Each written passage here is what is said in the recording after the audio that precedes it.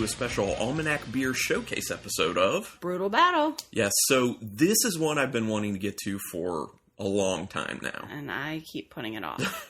It's what I've been wanting to get to because I've actually had the beers for quite a while. These beers are about 2.5 years in the bottle, and we had picked them up at Golden Crust Pizza in Red Lion, Pennsylvania about that long ago because they're having like a special bottle sale. So I was like, ooh, I really want to get some Almanac stuff. I want to do a showcase episode. But every single time I was like, oh, how about we do Almanac as a showcase episode? Rebecca's like, that's all sours, right? Which they don't just make sour beers, but what we have for this episode is all sour beers. And I will also say that every one of the 4 beers we're trying during this, they don't have anymore. They're not available. So these are all, they do a lot of like smaller batch stuff. So, but I'll read at the very end of the episode what they have available now. Like what's their core stuff, what's their, special batch stuff, all that. Okay. And they have it separated. There's fresh beers and there's their oak aged beers, which are all their sours. So they have like IPAs and stuff like that. All of their sours are barrel aged. Yes. Okay. And they don't do kettle souring. Okay. I wrote, you can see on my notes, I wrote very big, no kettle souring with like 3 exclamation points. Yeah. Which I appreciate. That's probably one of the reasons when I've had Almanac beers, I really like them because I like the extra dimensions you get from spontaneous fermentation as opposed to kettle souring. Right. Like I've said before, there's good stuff with kettle souring here and there, but it's never as good as the normal way. Well, it depends what you like, though. Yeah, that's true. Okay. Also, I'm talking for my taste. You're talking with your hands a lot. Please know there's a cat laying behind you. I know. She's right near me. So, okay. Now, if people don't know what the Farmer's Almanac is, it's basically a reference guide that's been done since, I think it says 1818 where I read it. And it's still being done now, I believe, where it just kind of like charts all of the weather patterns throughout the United States. And that's so that it's available for farmers so they can kind of like look ahead by predicting, based off the past, what, the seasons will be like so they can plant things. I wonder, is the Farmer's Almanac more reliable than meteorologists? That's a good question. I know what you're saying is like they predict more into the future than what meteorologists do, but I'm wondering. I don't know. I don't know. That'd be worth Googling or something. Maybe Kyle Norman knows that one. He's an agriculture teacher, so yeah. Kyle Norman, how accurate is this almanac? Tell us about this almanac.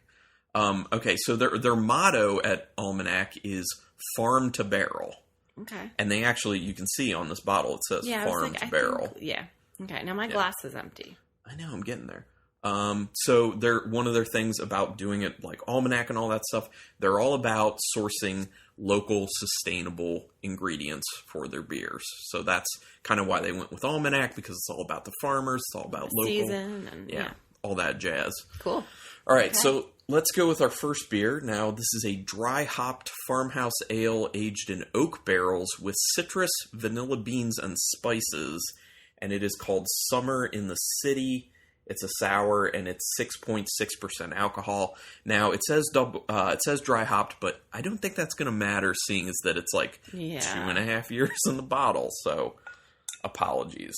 And also apologies if people hear the table move while I open it, because that's a thing. Oh, so this is not the 2 that you initially had sitting out. No, it is. These are the 2 I took out. These are not the 2 that you saw sitting in the front of the fridge. Yeah. Got it. So, all right, what is this one looking like?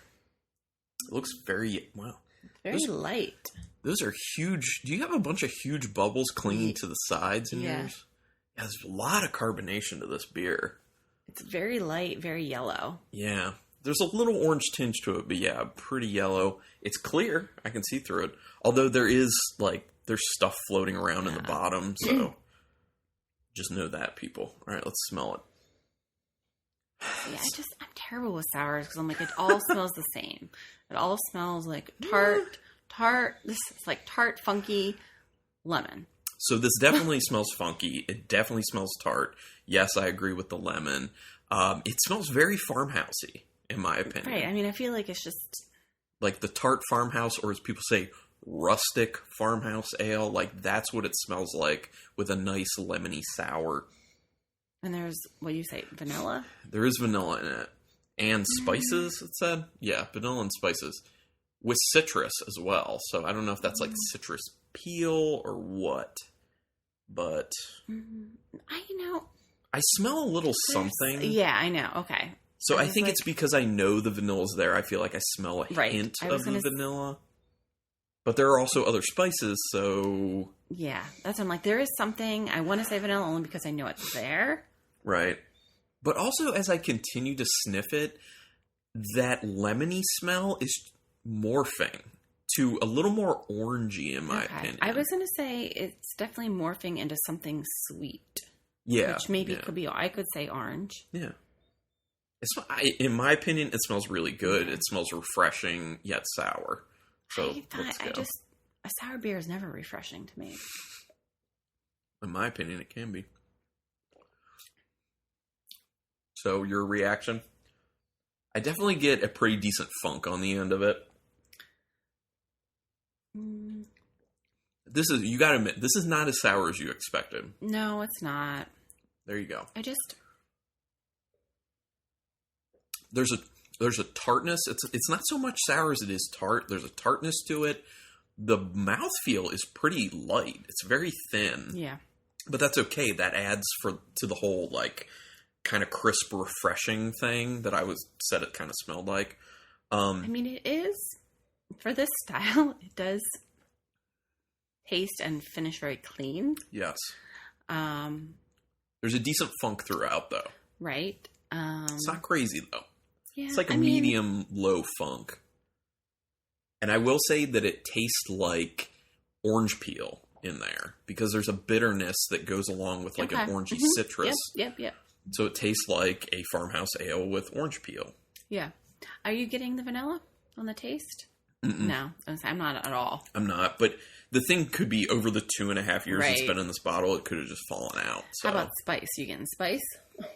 No. Same thing. The spice could have fallen out. Okay. Mm-hmm. I feel bad because I know a lot of people really like this beer. But you mean just like the sours from Almanac in general? Yeah. I feel like I don't want to be too critical just because it's like not my style, but I'm like, eh. So then that's why you have me. I like sours and stuff like this. I like this beer. This is nice. It's not like... I wonder what it was like when it was super fresh. Yeah, me too. I bet you could get the vanilla, the spices. It was probably have more oomph to it. Mm-hmm. But I like it the way it is now. It's very easy yet flavorful. Okay. Well, I'm glad you like it because you can continue. And I do. Okay, so information-wise, Almanac was founded in 2011 by Damian Fagan and Jesse Friedman. Now, these two were homebrewers who met each other. They were very passionate, both of them passionate about... Sours? Farmers markets. Yes, sour beers as well, but farmers markets. Okay, now they got together. They decided we're going to do a brewery. We're going to give this a shot. But they were still working their day jobs at that point. So they're like, we're going to try brewing. We're going to see if we can sell stuff. Still work our day jobs. See what happens. When you say they liked farmers markets, what does that mean? On their website, they said they both had like a passion for farmers markets. They loved farmers markets. Just go to them? Did they probably sell things at them? Did they? They probably weren't initially selling things there, but I mean, no, I feel just like a lot of people like farmers markets. Yeah, but you have people who just go there every now and then, like us. Yeah, and then you have people who are there every weekend. We were there every weekend for a small stint, right? But okay. So they started brewing, and what are you going to guess their first beer was? Very first batch of beer that they did together to sell as an Almanac beer. I have no idea. That's like... Their first beer was a Belgian-style golden ale aged in Sonoma Zinfandel barrels with Sonoma blackberries. Oh, well, that's ambitious. Yeah, that was exactly the thought that popped into my head when I was reading this information. I was like... Inexpensive. Who does that? And that's actually a good point. I was thinking, who does that as their first batch as a new brewery? But I wasn't even thinking about that, which you brought up. Yeah, expensive. Because of the berries and the barrels.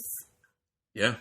I didn't think about that, but yeah, expensive, but also that's risky. Ballsy. To just show up and be like, hey, you've never heard of us before, have this. And Yeah. it's like a crazy beer. So they must have really had a lot of faith in their ability. So they hand sold that batch of beer, Okay.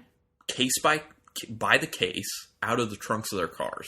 You had to buy a whole case of it? Yes, I guess so. Oh. So case by case, they sold it out of the trunks of their car. At the farmer's market? No, Oh. in the Bay Area, because this is San Francisco area. So in the Bay Area, at restaurants and bars. So then they actually, it was, Sounds sketch. well, yeah, but how else are you going to get going? Yeah, I know. I'm just saying, like, I don't know if I'd be like, oh yeah, let me buy a case of this beer from two Rando randos. beer. Yeah. So they sold out of it. Okay. People Well, that's were good. interested in more. That's how, they're still a brewery, basically. So they kept making beers while they were working their jobs, but they could really only make beer quarterly for that reason. Until 2 years later, and then they had kind of made enough money that they were like, look, we can quit our day jobs. We're going to make this a brewery thing full time. Okay. So then that's when they started doing it. So we'll get to some more information after we do another beer. So this one, also 2.5 years in the bottle, is their Dog Patch Currant. This is a sour red ale aged in wine barrels with black currants, and it is 7.2% alcohol. Is it pronounced currants? People say currants. Oh, I've only ever heard it currants. Maybe just because I'm not as high class. Well, I don't know. I mean, I change the way I say things from time to time just based off of what I've heard from other people, and if I think that they're like, particularly knowledgeable or not. You know what I mean? Like if I've been saying a word a certain way for a while, and then I hear someone and I'm like, they definitely know. Like they have the background knowledge, so now I'm going to start saying it that way. Okay, so it looks very red. Yeah. It's clear, relatively. Yeah. Relatively clear, really Kind red. of a weird color. It's Like, it's like red, red with a tinge of like, it's almost brown? like beet. Yeah. Like beet juice, I mean, in a it way. doesn't look super appetizing. Oh, I think it looks good. No, I like that kind of coloring, sort of reddish for beer. I just have a bad attitude towards this. Well, it's because it's sour, Like, so ugh. wipe your head. I Don't even know, think I about know. your sour bias. So there are bubbles on the top. They're large. Yeah, not as much as the other one, though. That's true. Smelling it? I smell the wine barrel on that. That's kind of all I'm getting. Yeah. It's very strong. Oh Like, my I feel gosh. like if you tasted this blind, I could say it's wine. Yeah, it smells like a red wine. Mm-hmm. It's very tannic on the nose. It smells like a lot of contact time with like red grape skin. There's a woodiness to it from the wine barrel. I'm getting a lot of that barrel. There is a fruitiness to it. I wouldn't say black currants because I don't, I'm not all that familiar with that. Well, because you don't even know how to say it. But I would say it's kind of like, right, exactly. I would say it smells kind of like a mix between raspberry and plum, which sounds weird to say, but. Okay. Yeah, I could see that. Yeah, but I think it smells good. It's like all I can think of is grapes because I'm thinking, it's a wine. I mean, that makes sense. This is definitely more sour than the first one. You're gonna, there's that face. Pucker up. Mm-hmm. I will say, Yeah. I like this because I can do sour. It's a lot of the funkiness I can't do. Mm-hmm. So I like this better than the first one. Yeah, I can see that. I feel like it's more complex. I feel like I'm getting more fruit. Yeah. It is more sour, but again, it's more of the tart sour. Mm-hmm. But again, it is clean. There's a lot of wine to it still. Mm-hmm. Like it's not just the smell, it's the flavor. It tastes very red winey. Yeah. Like I was saying, that, tannic. It's got a lot of the woodiness from the barrel as well. So it tastes like a red wine. But you're also getting I'm getting like a low level cherry. Okay. Yeah. I mean, there's definitely like a lot of dark. Yeah. It's like Dark cherry fruit. and raspberry and blackberries and all the red berries basically. Yeah. And maybe the Courants? Yeah. Well, I mean, primarily the Courants, but we just, we're not that familiar with it, so we're just going to compare it to other things. But this is really good. Yeah, I actually think I'm going to drink more. Yeah. Ooh, Almanac! If you hear this, that is a victory. Yeah. That's a big for victory. me, it's more kind of winey. Very so much. it's like wine with a little tartness. So I'm down with this. I really like the Summer in the City, but I do like this more, and I really like that it's kind of like a beer wine hybrid. Yeah. Because if done right, beer wine hybrids can be amazing. It's fun. So, all right, getting to the information again. So in 2017, they moved into a 30,000 square foot production and aging facility, and this ended up being in the San Francisco Bay. And the building they took is a former airplane hangar on Alameda Island. Yeah, that's cool. Yeah, that is cool. It's kind of like when you find those cool location breweries like Burley Oak for us in Berlin, Maryland. Like, they're in an old cooperage building. Like, that sort of stuff is cool. Prior to that, they actually had a tap room for a while that they were doing contract brewing at the time, and then they're serving beer at this tap room. So they had a kitchen in the tap room, but apparently they never used it. They just kept having food trucks come, which I can't blame them, because from what I hear, it's a total nightmare to have to deal with the restaurant portion and the brewery. Yeah, so if you can just have a truck show up and... especially like if you specialize in beer, then you have to worry about specializing in food. And plus, it's good. I like when there's food trucks because it's a good variety too. Yeah, like, and that's another rotate. That's another thing, is you don't have to worry about, what are people's food tastes now. Yeah. You just be like, look, this is our truck rotation. We have a bunch of different trucks coming. Come whatever night suits your palate for food, and we'll do the beer. So makes sense. Oh, and did I say no kettle souring? Yes, I believe you did say that. Okay, so I'm going to go over a few of their beers, and then we'll drink another one of the beers, and then we'll go over the rest of the beers that I've written down. Okay. So they have it broken up into a few segments on their website. They have their fresh beers, which are broken down into core and limited. Then they have their oak-aged beers broken down into Sunshine and Opportunity and Sour Nova. Then they have their farm to barrel, and then they have their special projects. So for their fresh beer, because like I said, they don't only do sours, although that's what I've mainly known them for. They have, for their core beers, Love Hazy IPA, Loud Hazy Double IPA, Vibes Hoppy Pills. That sounds good to me. Mm-hmm. Boost Coffee Stout. Yeah. That sounds good to you. True Kolsch. That sounds good to both of us. Yeah. Waves West Coast IPA. Then for their limited fresh beer, Side Hustle IPA, Unfiltered Opinion IPA, For Sure, F-U-R, For Sure Hazy IPA, Fluffy Hazy Double IPA, and Zombie Wolf Hazy Double IPA. So they do a lot of hazies. Yeah. Now, do they distribute those? I assume so. Have you seen those? Well, they have pictures of the cans on the website, so I assume they actually distribute them. It's just that, we don't get it where we are. So as far as their oak-aged beer, for their Sour Nova line, which is just basically kind of like one type of sour, and then they do different fruits with it, they have a strawberry basil, which sounds really cool. They have an apricot. They have a cherry, a raspberry, a peach, a blackberry, and a blueberry. And I have had the peach Sour Nova before, and I enjoyed that. And then there's Sunshine and Opportunity. This is another one where it's kind of like the same thing as the Sour Nova, but a little bit different. They have one that's just straight up sour. They have one that's a rosé style sour, and then one that I would not like this, lavender honey. Yuck. Because you know me, I hate lavender. Actually, have I talked about that on the podcast? I don't know. I hate lavender. It's a thing. All right, so our third beer that we're going to try here is called White Label. Now, this one was said to me as being quite good by Vince from Golden Crust.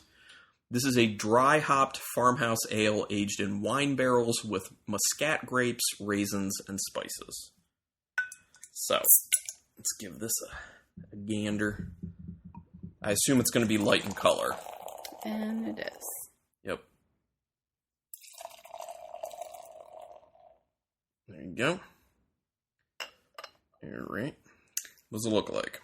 It's not as light as I thought, though. I mean, this definitely has some yellow to it. Yeah, it actually looks pretty orange to me.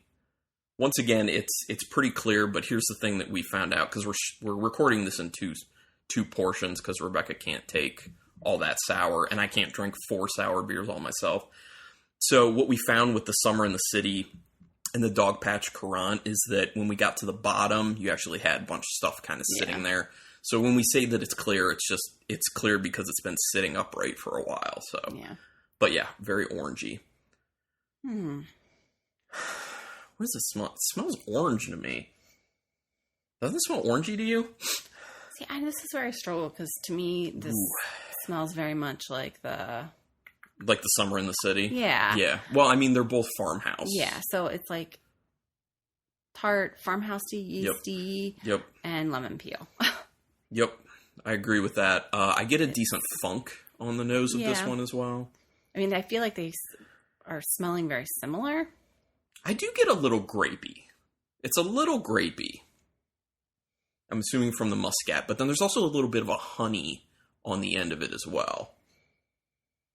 It smells good to me. I can get, I don't know if I would say honey, but since you said it, I would say honey, but I'm... Like a sweetness. Something, yeah, exactly. Some sort of sweetness. I get you. It smells good to me.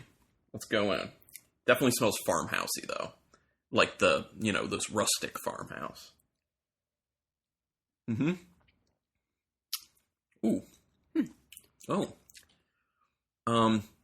It punches kind of sour real quick, and then I feel like it smooths it out. Yeah.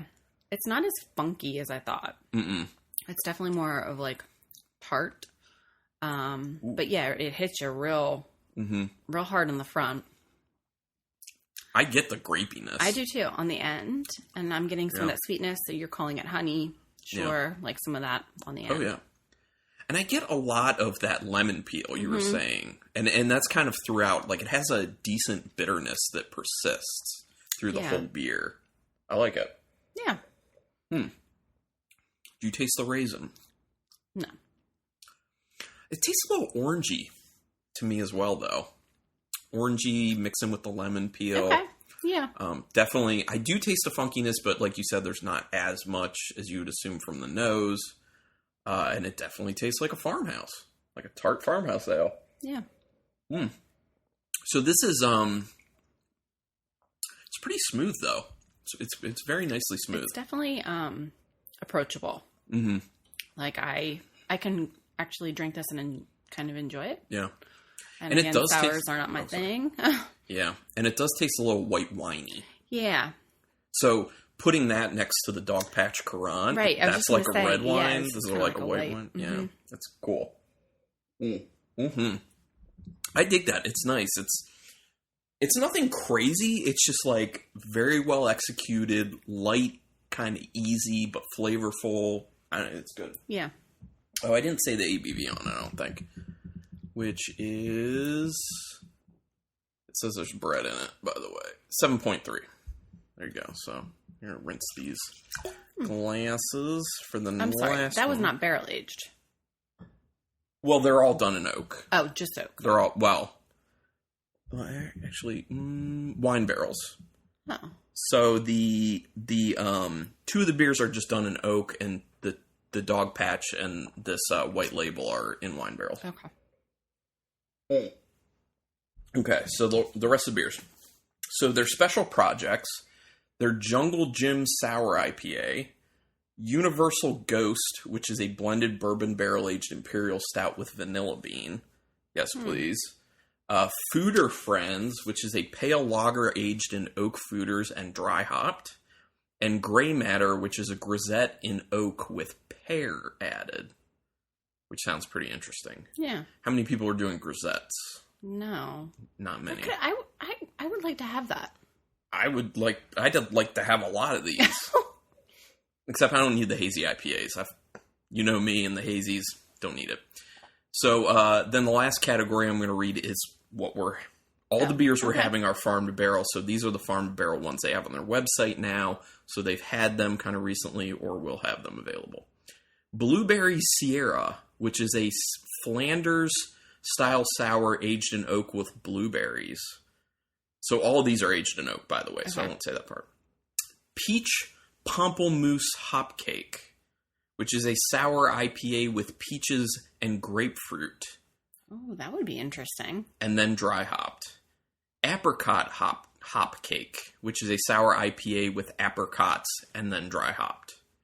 Tropical Hop Cake, which is a sour IPA with apricots, pineapple, and guava, and then dry hopped. That one sounds particularly good to me. You don't see guava a lot. No.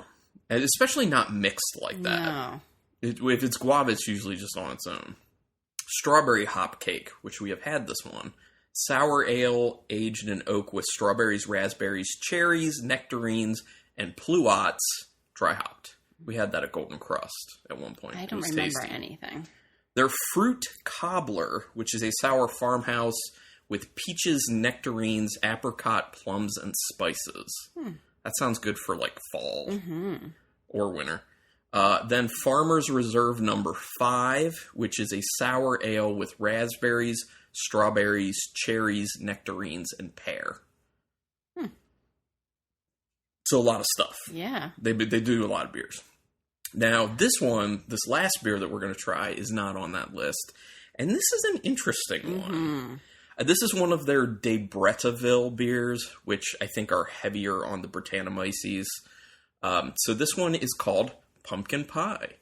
And it is a farmhouse ale aged in oak barrels with roasted heirloom pumpkin and spices. So you could have brought this out for our pumpkin beer tournament. Could have. And I thought about that, but I was like, no, I want to save it for the Almanac showcase.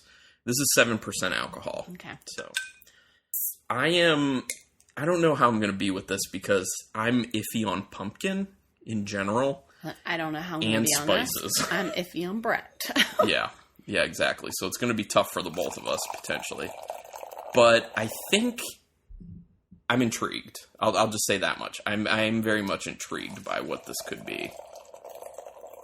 It's definitely not something you hear people doing. No. A sour pumpkin beer, really?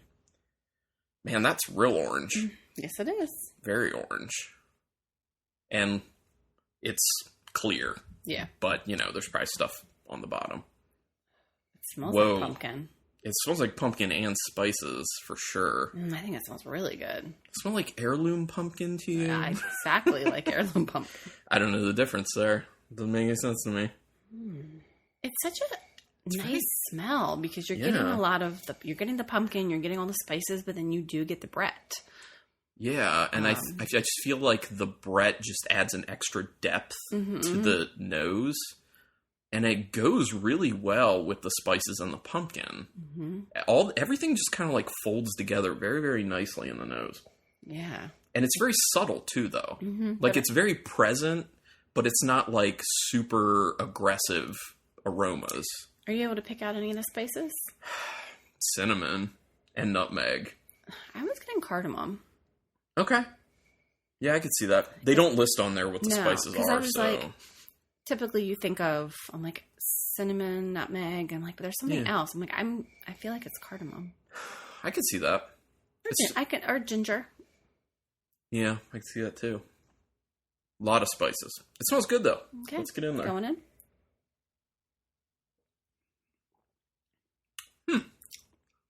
Oh, there was also a honey note in the nose for me. This is interesting. So I like it. It is sour. It's sour, but not overly sour, and it's not overly funky. It's more of like it's more tart. Yeah. But it's pretty tart, and it's definitely phlegm inducing. Yeah, I agree. But you're definitely getting exactly what you're getting on the nose. You're getting that roasted pumpkin. You're getting the spices. Yeah. This is good because, like, you can definitely taste the pumpkin and taste the spices, but they're subtle. Yeah. Like, you're definitely getting them, but they're not aggressive. Like, they're nice. Yeah, they're in check. I like this as a pumpkin beer. The other thing to say is, this is like 2.5 years in the bottle, right. So maybe those things have really settled down. But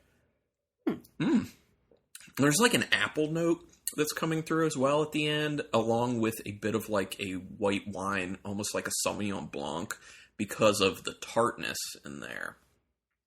It's a really complex beer. It's pretty good. You're surprised.